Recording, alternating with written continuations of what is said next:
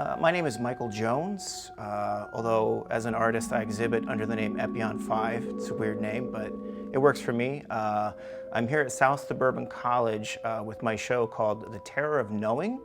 It's a show that focuses on stenciled pieces. It's mostly Universal monsters, but there is some Batman and some Joker. There's a Willy Wonka piece, but a lot of the subject matter is things that I grew up with. I am a child of the 70s. I essentially caught the tail end of the Universal monster craze.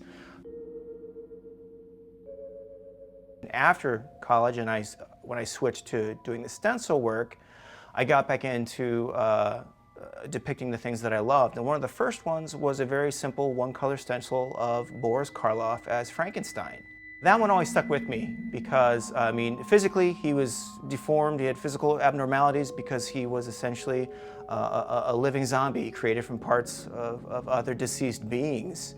And what stuck out with me was that he wasn't really a monster, he was a victim. He never asked to be brought back to life, he never asked to be created. He was essentially the product of somebody else's desire. And in this case, it was somebody else's desire to play God. And he was always one of my favorites. That's changed over time. Now my current favorite is actually Bela Lugosi as Dracula, and it's for an entirely different reason. He doesn't look like a monster, but he is.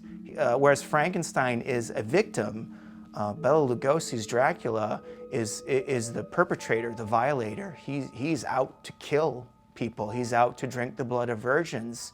And other than his fangs that show, if you just look at him, he just looks like a nobleman.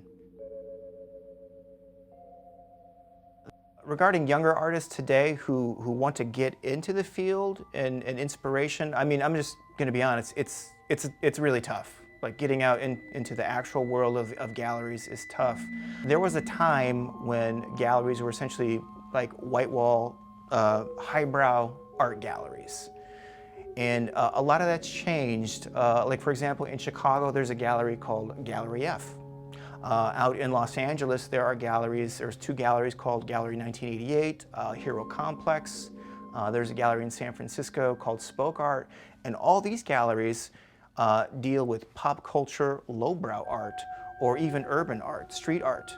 So there are galleries that will actually work with younger artists. And I think that helps with the inspiration because then artists can see there's a place I can go to. There's a place I can take my work and I can showcase it to the public.